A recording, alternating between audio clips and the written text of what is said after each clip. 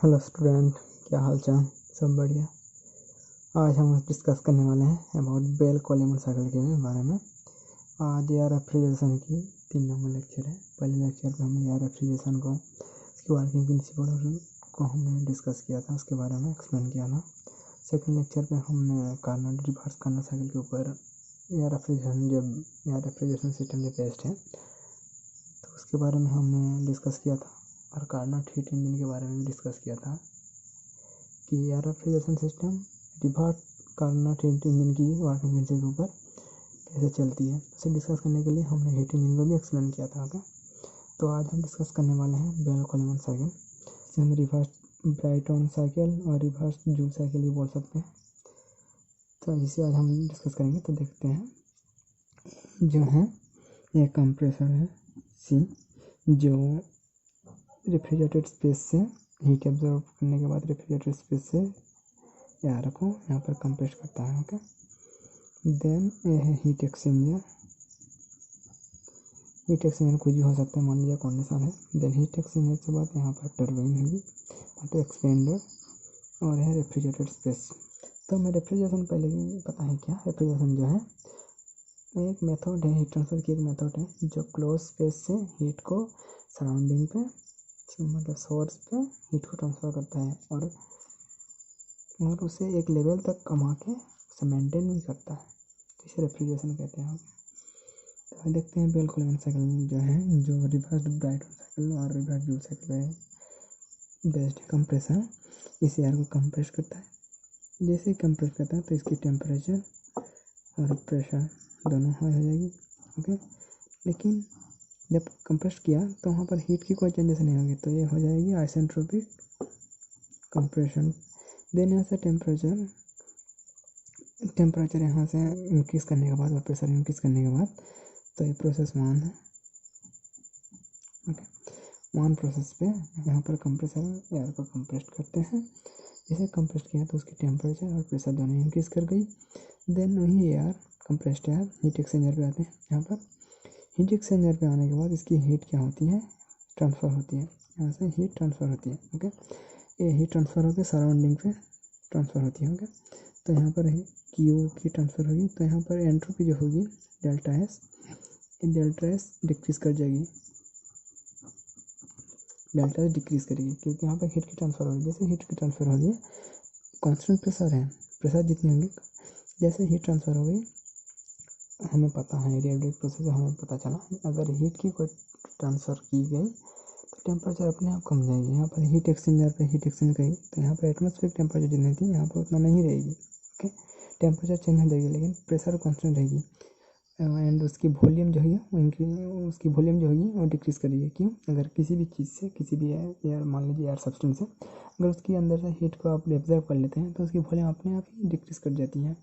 Okay, तो ये process 2 है। यहाँ पे कंप्रेसर पे कंप्रेस होने के बाद तो टेम्परेचर इंक्रीज टेम्परेचर प्रेशर लेके हीट एक्सचेंजर पे जाने के बाद उसकी हीट को ट्रांसफ़र करने के बाद उसकी एंट्रोपी फॉल कर जाएगी। ओके, प्रेशर लेकिन कांस्टेंट रहेगा, तो यह हो जाएगा एक कांस्टेंट प्रेशर है। ओके,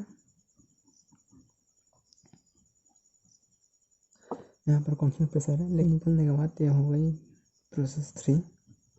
ओके, तो यहाँ से हीट ट्रांसफ़र करने के बाद इसकी टेम्परेचर जो होगी स्लाइडली फॉल कर चुकी होगी, क्योंकि उसकी हीट ट्रांसफ़र हो चुकी है, लेकिन प्रेशर कांस्टेंट थी, एंट्रोपी फॉल कर चुकी थी। देन यहाँ से जब एक्सपेंडर पे आया, मान लीजिए टर्बाइन होगी, ठीक है, यहाँ पर एक्सपेंड करने के बाद इसकी क्या होगी, इसकी वॉल्यूम इंक्रीज़ करेगी, प्रेशर फॉल करेगी। जितनी प्रेशर थी यहाँ तक कंप्रेसर हो गया, कंप्रेस होने के बाद जितनी प्रेशर थी तो अब यहाँ पर प्रेशर फॉल कर चुकी, लेकिन इसकी टेम्परेचर जो है यहाँ पर एक एटमॉस्फेरिक टेम्परेचर, यहाँ पर हीट एक्सचेंज होने के बाद उसकी टेम्परेचर फिर से एटमॉस्फेरिक टेम्परेचर पे आ जाएगी। ठीक है, क्योंकि हीट की ट्रांसफ़र अगर हो गई तो टेम्परेचर अपने आप फॉल कर जाएगी। ओके, तो हमने ये थर्मोडायनामिक्स की लॉ पे पढ़ा है। तो एक्सपेंडर पे आने के बाद अगर मान लीजिए टर्बाइन है, तो टर्बाइन यहाँ पर रोटेशन करेगी, तो यहाँ से इसकी वॉल्यूम इंक्रीज़ करेगी, प्रेशर फॉल करेगी और इसकी टेम्परेचर फॉल कर जाएगी। तो यहाँ से यही गैस ये प्रोसेस 4 आ जाएगी। ठीक है, जिसकी टेम्परेचर फॉल कर चुकी है, प्रेशर फॉल कर चुकी है, लेकिन वॉल्यूम जो वो इंक्रीज़ कर चुकी है। ओके, तो ये आके रेफ्रिजरेटर स्पेस पे आने के बाद इसकी हीट को एब्जॉर्ब कर लेगी। हीट एब्जॉर्ब करने के बाद ये स्पेस जो है ठंडी हो जाएगी, लेकिन वही हीट एब्जॉर्ब करने वाली गैस फिर से कंप्रेसर पे जाएगी। ठीक है, ये कंप्रेस्ड एयर फिर से साइकिलिंग पैथ पे चल जाएगी। ओके, तो हम इसकी ये देख लेते हैं पीपी और TS diagram. AP AP diagram 0 है तो प्रोसेस 1 है, तो हमें प्रोसेस 1 पे क्या पता है, यहाँ पर एक्सपेंड जब हो रहा है तो ये आइसेंट्रोपिक एक्सपेंशन होगी। ठीक है, क्योंकि यहाँ पर हीट की कोई ट्रांसफर नहीं होगी, जो टर्बाइन है ये इंसुलेटेड टर्बाइन है। ओके, हीट की ट्रांसफर नहीं होगी, सिर्फ टेम्परेचर फॉल करेगी और प्रेशर फॉल करेगी, लेकिन वॉल्यूम इंक्रीज कर जाएगी। ठीक है, ये आइसेंट्रोपिक है क्योंकि यहाँ पर हीट कांस्टेंट है। ओके, तो आइसेंट्रोपिक है। ओके, तो यहाँ से टेम्परेचर फॉल होगा तो यहाँ पर रेफ्रिजरेटर स्पेस को कूल करना है, इसकी हीट ऑब्जर्व करके फिर से कंप्रेसर हो जाने के बाद ये रोटेशन चलता रहेगा। ठीक है, तो पीपी ड्राइव करना, मान लीजिए यहाँ ऑन है, तो यहाँ पे क्या हो, प्रेशर इंक्रीज करिए। ओके, और वॉल्यूम स्लाइडली डिक्रीज करें, वॉल्यूम डिक्रीज कर चुकी है, पी है, प्रेशर इंक्रीज कर चुकी है, प्रेशर मतलब स्ट्रेट जाएगा। वॉल्यूम है, वॉल्यूम जो डिक्रीज कर जाएगी, वो कंप्रेस होने के बाद उसकी वॉल्यूम जो है वो डिक्रीज कर चुकी है। इसकी ग्राफ ऐसे कुछ बनेंगे। ओके, ये मान है,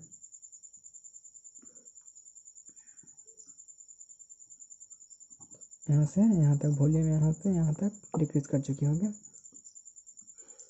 ये 1 से 2 प्रोसेस है। ओके, 2 से 3 में क्या है, 2 से 3 पे क्या है हमने देखा है, यहाँ पर प्रेशर जो है कांस्टेंट है।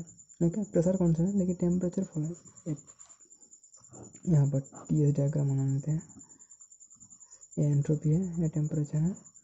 यहाँ पर क्या हुआ, एंट्रोपी जो है कंप्रेस्ड एयर पे कंप्रेस होने के बाद एंट्रोपी मतलब हीट वो कांस्टेंट है। ओके, हीट कांस्टेंट है तो टेम्परेचर इंक्रीज कर दियो, तो टेम्परेचर इंक्रीज कर गई, 1 2 है। यहाँ पर टेम्परेचर इंक्रीज कर हुए लेकिन एंट्रोपी जो है हीट की कोई ट्रांसफर नहीं है, तो स्ट्रेट लाइन पे हो गए। यहाँ पर प्रेशर इंक्रीज कर चुकी थी, प्रेशर इंक्रीज कर चुकी है लेकिन वॉल्यूम डिक्रीज की थी, तो वॉल्यूम कहाँ से यहाँ तक डिक्रीज की, यहाँ से यहाँ तक डिक्रीज हुई। ओके, तो टेम्परेचर इंक्रीज कर गई लेकिन हीट की कोई ट्रांसफर नहीं हो, इसलिए हीट कॉन्स्टेंट है। ओके, हीट कॉन्स्टेंट है इसलिए एंट्रोपी की कोई चेंजेस नहीं हुई, लेकिन टेम्परेचर जो इंक्रीज़ किया है तो टेम्परेचर इंक्रीज़ कर दिया। ओके, देन 2 से 3 प्रोसेस पे हमने देखा, 2 से 3 प्रोसेस प्रेशर जो है कांस्टेंट, प्रेशर कांस्टेंट, ये जो है प्रेशर कांस्टेंट, टेम्परेचर क्या किया, यहाँ पर प्रेशर कांस्टेंट थी 2 से 3 पे प्रेशर कांस्टेंट थी, लेकिन जैसे हीट की ट्रांसफ़र हो गई तो वहाँ से टेम्परेचर जो है स्लाइडली कम चुकी है। ओके, तो 2 से 3 प्रोसेस हमने देखा है, प्रेशर कांस्टेंट थी तो यहाँ प्रेशर कांस्टेंट हो गए, लेकिन टेम्परेचर जो है यहाँ से हीट एक्सचेंजर पे हीट एक्सचेंज होने के बाद तो इसकी टेम्परेचर क्या हो गई, स्लाइडली कम चुकी है, और इसकी जो एंट्रोपी है, एंट्रोपी यहाँ से स्लाइडली कम चुकी है। ओके, टेम्परेचर फॉल कर चुकी है, एंट्रोपी फॉल कर चुकी है क्योंकि यहाँ से हीट एक्सचेंजर पे हीट एक्सचेंज हो गई, तो यहाँ से टेम्परेचर जो है फॉल कर चुकी है, उसकी एंट्रोपी फॉल कर चुकी है। ओके, देन एंट्रोपी फॉल करने के बाद एक्सपेंडर पे आया है। ओके, एक्सपेंडर पे आने के बाद इसकी टेम्परेचर जो है थ्री प्रोसेस है, 3 प्रोसेस पे क्या हुआ, यहाँ पर क्या हुआ, प्रेशर जो है प्रेशर फॉल कर चुकी है। ओके, लेकिन इसकी वॉल्यूम जो है स्लाइडली बढ़ चुकी है। यहाँ पर पीवी डायग्राम पे यहाँ पर प्रेशर एक्सपेंडर पे आने के बाद उसकी प्रेशर इनकी फॉल कर चुकी है, प्रेशर फॉल कर चुकी है, उसकी वॉल्यूम जो है इंक्रीज कर चुकी है। तो इसकी डायग्राम कुछ ऐसी होंगी, यहाँ पर थी वॉल्यूम तो यहाँ से इंक्रीज कर चुकी है यहाँ तक। ओके, यहाँ तक, और प्रेशर फॉल कर चुकी है, एक्सपेंडर में आने के बाद एक्सपेंड होने के बाद उसकी वॉल्यूम जैसे ही इंक्रीज कर चुकी है तो उसकी प्रेशर फॉल कर चुकी होंगे। तो यहाँ से प्रेशर फॉल करने के बाद इसकी प्रेशर जो है 4 से 1 पे 3 4 1 4 से 1 से इसकी प्रेशर जो हो गई कॉन्स्टेंट, वॉल्यूम जितनी इंक्रीज़ करनी थी वो इंक्रीज़ कर चुकी, प्रेशर जितनी इंक्रीज़ करनी फॉल करनी थी फॉल कर चुकी। तो यहाँ पर आगे प्रेशर जो है कॉन्स्टेंट होगा, यहाँ पर प्रेशर कॉन्स्टेंट हो गया। ओके, नहीं प्रेशर जितना एटमॉस्फेरिक एयर के जरिए हो गए तो यहाँ पर कंप्रेशन हुआ, फिर से उसकी प्रेशर इंक्रीज करेगी। ओके, तो यहाँ पर क्या हुआ, टेम्परेचर एक्सपेंडर में पर फॉल कर चुकी है। ओके ओके, एक्सपेंड कर चुकी है, एक्सपेंड करने के बाद जैसे वो प्रेशर जैसे वो एयर रेफ्रिजरेटर स्पेस पे आके उसकी हीट एब्जॉर्व कर चुकी है, तो उसकी क्या हुई, उसकी हीट एब्जॉर्व करने के बाद उसकी एंट्रोपी जो है इंक्रीज कर चुकी है। उसकी टेम्परेचर जो है हीट एब्जॉर्ब करने के बाद, जैसे हीट एब्जॉर्ब किया तो फिर टेम्परेचर अपने आप थोड़ी सी बढ़ेगी, तो उसकी डायग्राम कुछ ऐसे होगी। ओके, एंट्रोपी इंक्रीज़ किया, टेम्परेचर स्लाइडली इंक्रीज़ किया यहाँ पर रेफ्रिजरेटर स्पेस से उसकी हीट एब्जॉर्ब करने के बाद। ओके, तो ए पी वी डायग्राम है और ये टी एस डायग्राम है। ओके, आई होप स्टूडेंट आप लोग को समझ में आया। तो पहले हम देख लेते हैं, फिर से हम एक बार एक्सप्लेन कर लेते हैं। यहाँ पर एटमॉस्फेरिक एयर, ठीक है, यहाँ से रेफ्रिजरेटेड स्पेस से हीट एब्जॉर्ब करने के बाद कंप्रेसर कंप्रेस्ड हुआ, वहाँ पर टी टेम्परेचर इंक्रीज़ किया, प्रेशर इंक्रीज़ किया, ठीक है, उसकी वॉल्यूम डिक्रीज़ हो गई। देन हीट एक्सचेंजर पे आने के बाद हीट की ट्रांसफ़र होने के बाद उसकी एंट्रोपी जो है वो फॉल कर चुकी है, उसकी टेम्परेचर स्लाइडली फॉल कर चुकी है क्योंकि हीट की ट्रांसफ़र हो चुकी है, और उसकी प्रेशर जो है कॉन्स्टेंट रहेगी। ओके, और उसकी वॉल्यूम स्लाइडली कम चुकी है, डिक्रीज हो जाए, क्योंकि अगर हीट की ट्रांसफ़र होती है तो कोई भी सब्सटेंस की अपने आप वॉल्यूम डिक्रीज करती है। ओके, देन वहाँ से 3 और 4 पे प्रोसेस पे कॉन्स्टेंट प्रेशर जिसकी थी और जिसकी वॉल्यूम और टेम्परेचर, वॉल्यूम डिक्रीज कर चुकी थी, टेम्परेचर डिक्रीज कर चुकी थी, तो ही यार 3 से 4 प्रोसेस में यही कांस्टेंट प्रेशर पे जिसकी यार जो है उसकी जिसकी कांस्टेंट प्रेशर है, जिसकी वॉल्यूम डिक्रीज कर चुकी है और टेम्परेचर भी डिक्रीज कर चुकी है, तो एक्सपेंडर में आने के बाद जैसे उसकी वॉल्यूम इंक्रीज कर चुकी है, ठीक है, जहाँ जितना तक वॉल्यूम इंक्रीज करना चाहिए कर चुकी है, देन प्रेशर उसकी फॉल कर चुकी है, देन उसकी जो टेम्परेचर है जितनी थी एक्सपेंड करने के बाद एयर सब्सटेंस एक्सपेंड करने के बाद उसकी टेम्परेचर एटमॉस्फेरिक टेम्परेचर थी, देन हीट एक्सचेंजर पे हीट ट्रांसफ़र होने के बाद उसकी टेम्परेचर फिर से एटमॉस्फेरिक हो चुकी थी, लेकिन प्रेशर कांस्टेंट थी। जैसे प्रेशर फॉल कर चुकी है तो उसकी टेम्परेचर जो है वो एटमॉस्फेरिक टेम्परेचर से भी कम हो चुकी है, क्योंकि यहाँ पर हीट उससे ट्रांसफ़र हो चुकी थी, ठीक है, तो वही यार जिसकी टेम्परेचर एटमॉस्फेरिक टेम्परेचर से भी कम हो जाएगी, तो वही यार रेफ्रिजरेटेड स्पेस पे आने के बाद उसकी हीट एब्जॉर्ब करेगी, हीट एब्जॉर्ब करने के बाद वही हीट लेने के बाद वही एयर कंप्रेसर पे आएगी, ठीक है, तो इसकी जो हीट एब्जॉर्ब कर ली तो इसकी एंट्रोपी इंक्रीज़ करेगी, या हीट एक्सचेंजर में हीट ट्रांसफर होने के बाद उसकी एंट्रोपी कम चुकी थी, यहाँ पर एंट्रोपी इंक्रीज़ कर चुकी है और उसकी टेम्परेचर इंक्रीज़ कर चुकी है स्लाइडली, ठीक है, तो इसकी डायग्राम में हमने बताया जैसे इसकी एंट्रोपी इंक्रीज़ करिए, हीट जो है स्लाइडली इंक्रीज़ करेगी, तो यहाँ से यहाँ था, यहाँ से यहाँ, मतलब ये इतना हीट इतना टेम्परेचर इंक्रीज़ करेगी रेफ्रिजरेटर स्पेस से हीट को एब्जॉर्ब करने के बाद, ठीक है, यहाँ पर पीवी डायग्राम पे देखिए, प्रेशर इंक्रीज़ किया, वॉल्यूम डिक्रीज़ किया, वॉल्यूम यहाँ से यहाँ तक डिक्रीज़ किया, देन 2, 3 पे यहाँ पर प्रेशर कांस्टेंट है, यहाँ पर आने के बाद इसकी प्रेशर टेम्परेचर जो है हीट एक्सचेंज होने के बाद हीट एक्सचेंजर पे, तो इसकी टेम्परेचर स्लाइडली फॉल कर चुकी है, जैसे ही इसकी एंट्रोपी जो है हीट ट्रांसफ़र होगा, मतलब हीट कम गई, मतलब उसकी एंट्रोपी भी फॉल कर चुकी है, देन वहाँ से एक्सपेंडर में आने के बाद इसकी टेम्परेचर जो है वो फॉल कर चुकी है, लेकिन हीट की कोई चेंजेस नहीं है। ओके, तो आइसेंट्रोपी के प्रोसेस देन वहाँ से 4 से 1 पे जब हीट एब्जॉर्ब किया तो एंट्रोपी इंक्रीज़ कर चुकी है, हीट एब्जॉर्ब करने के बाद उसकी टेम्परेचर थोड़ी सी स्लाइडली बढ़ चुकी है।